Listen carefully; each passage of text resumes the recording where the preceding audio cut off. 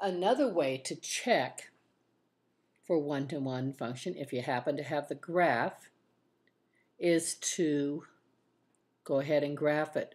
We know for a graph to be a function, it has to pass the vertical line test, and this one would, but it does not pass the horizontal line test. So this one is not one-to-one. To be a one-to-one function, a function has to pass both the vertical line test and the horizontal line test. So we can use a horizontal line test. It intersects the graph of a function. If it intersects the graph of a function in no more than 1 point, then we have a one-to-one function.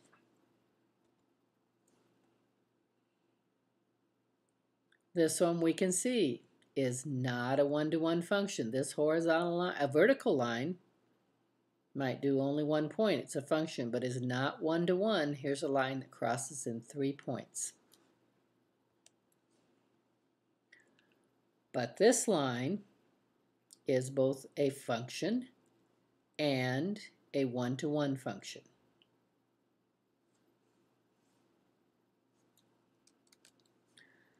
So is this? Yes. It passes the horizontal line test.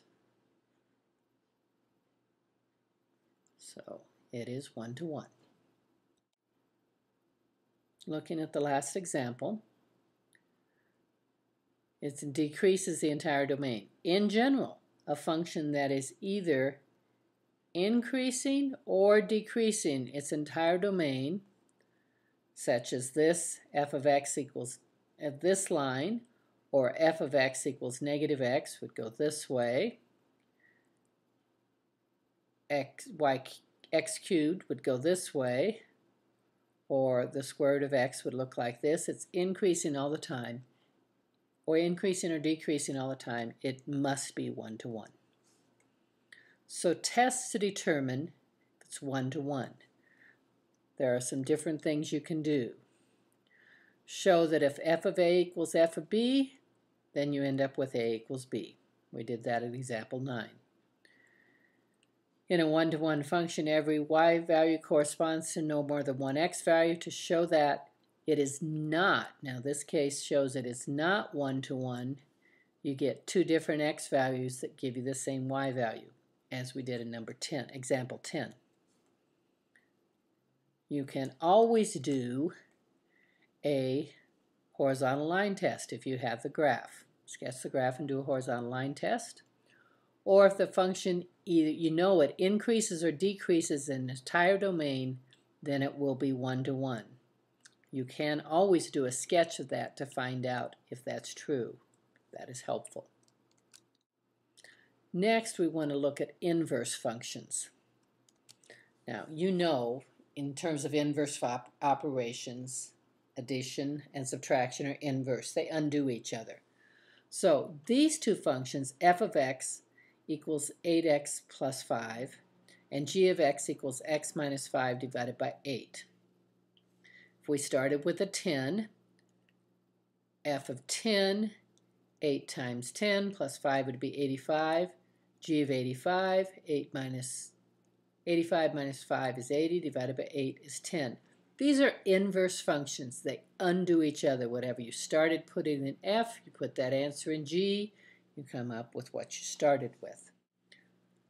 Another way to say this means that if the value such as x, a value of x such as 12 is chosen, f of 12, say is 8 times 12 or 96, calculating g of 96, that would be 1/8 times 96 is 12. Whatever you put in x to begin with, you get the solution, you put that in g, you end up with your original. So for these two functions, what turned out is whatever you started with, you end up with when you do the composite of the function. When you do the composite of the two functions, you get the value you started with. Both ways, and it must be both ways. both f of g of x and g of f of x.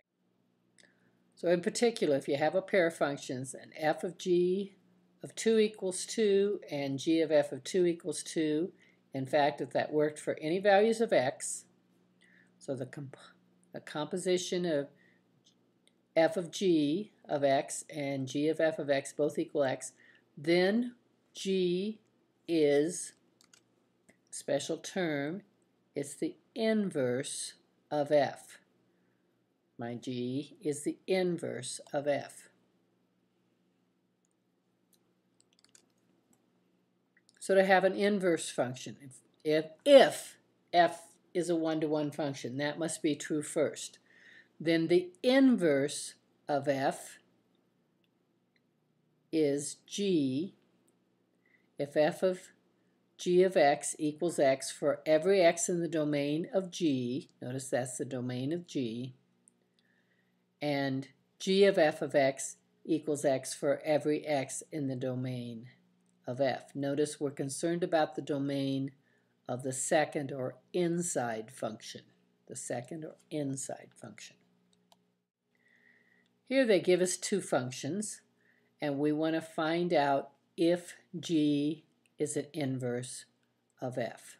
So what we can do is find f of g of x. So 2 times the 1/2 x minus 5 plus 5. We put the f of g function inside.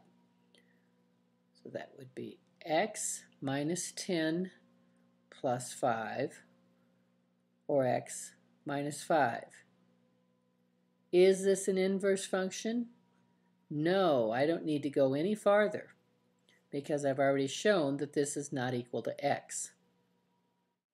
Now, special notation we use for inverse functions. Instead of talking about f and g, since they could be a variety of things, we write the inverse is f negative with a little -1. It looks like an exponent, but don't treat it that way. It's f inverse. The definition: the domain of f maps into the range of f. Well, at the inverse function, you do it the opposite way. So this is domain of f inverse. This is the range of f inverse. So you can just switch them up if these are inverse functions. Now we want to find the inverse of one-to-one function. Find the inverse of each function that is one-to-one. Well, I see 3 different x values, or 5 different x values and 5 different y values. So this is one-to-one. We can find the inverse. So the f inverse will be, all we have to do is just switch the numbers. So -8, -2, -1, -1 will stay the same, as will 0, 0, and 1, 1, and then we'll have 8, 2. So this would be the inverse of this original one-to-one function. Now, is this one-to-one function? Well, let's look at the x values. -2, -1, 0, 1, 2. Those are all different. 5, 2, 1, 2. I've got some x values. So this is not one-to-one. And since it's not one-to-one, I cannot find an inverse.